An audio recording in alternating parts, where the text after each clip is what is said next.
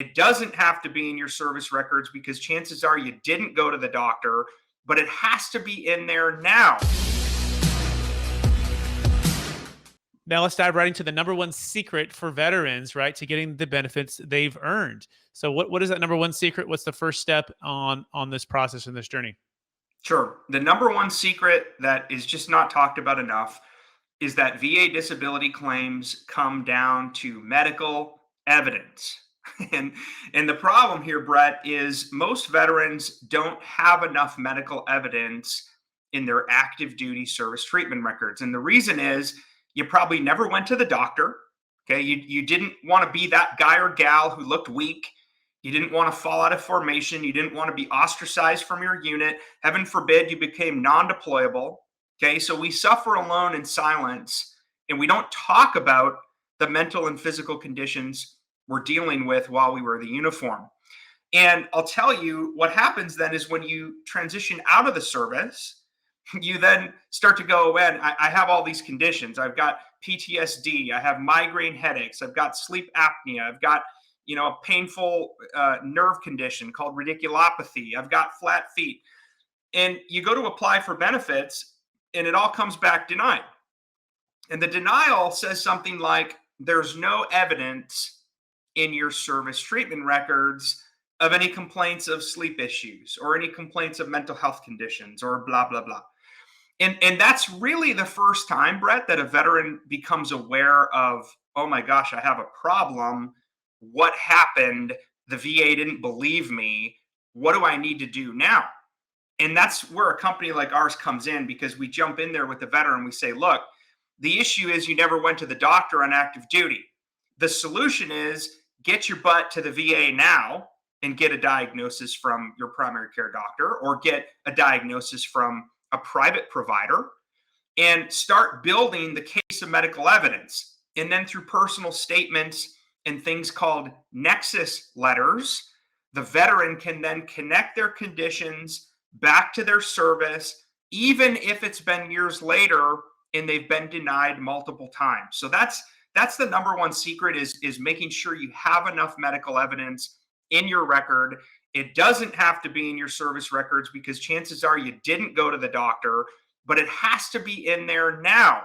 And that's one of the services, Brett, that we provide in our coaching program is we're able to connect veterans to private medical professionals who can help with things like nexus letters to prove service connection of their disabilities, to document severity of symptoms, so that veterans can finally get awarded the benefits they've earned for their service. Got it. So let me see if I can pull that out, right? So the number one secret to VA disability, or number one secret to getting the benefits you've earned as a veteran is it's all going to come down to medical evidence, and the evidence is going to determine whether or not you're going to get the benefits.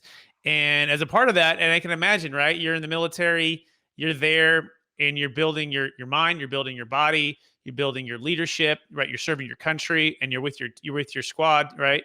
And you don't want to walk out and be seen as the one who's, the weakling or is dragging behind or whatever it might be, whatever the humility or the pride and the ego gets in the way. And we're not documenting that. Those who are serving are not documenting that.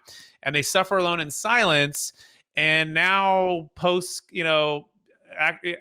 active duty, all of these things are really kind of maybe coming to light. What is it about it that, do you feel like the PTSD and the sleep apnea and the flat feet and all those challenges, is it like the body and the mind and the emotions finally relax after being in such a heightened state of adrenaline and intensity that they just start to notice it a little bit more? I mean, what percentage of it is it, hey, I noticed it, I just ignored it? And what percentage of it is, now that I'm actually relaxed and back to normal society, like, oh yeah, I'm not normal right now. Like I went through a lot of trauma. Like, can you kind of walk us through that psychology there? It's probably some of both. In my experience, though, Brett, we're all trained in the military culture, which is, mission first, take care of everybody else except ourselves. And so I think when you're wearing the uniform, you're so worried about taking care of the mission and helping your brother and sister, making sure nobody else gets left behind, that we don't think about our own, mental and physical health. We just don't. And a lot of us are in the military too, and we're a bit younger. And so, I think that factors in as well, where you take off the uniform, 10, 15, 20 years go by.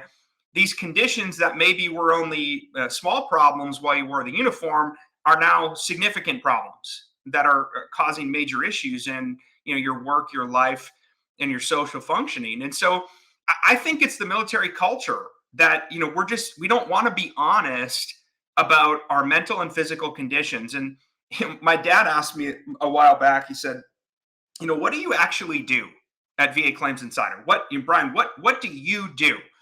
I said, I give veterans permission to get the benefits they legally, morally, ethically, and medically deserve. And that's really important because that's part of the coaching process. Part of the reason why veterans need a coach is we're terrible at acknowledging or realizing our blind spots. And sometimes we're not willing to admit what's going on until somebody else gives us permission and starts drawing it out of us. And so that's where that inside out coaching process becomes so important. And Brett, I'm gonna make a really bold statement. And some people may disagree with me. Frankly, I don't care because I'm speaking from experience when I make the statement. Every single veteran suffers and suffered trauma. Every single veteran is suffering from symptoms of mental health. It's just the reality of what we see. And yet there's even the VA doesn't want to acknowledge, the VA statistics, they'll say, oh, only 25% of veterans have PTSD. Well, that's because they're only reporting the veterans who are seeking PTSD treatment at the VA.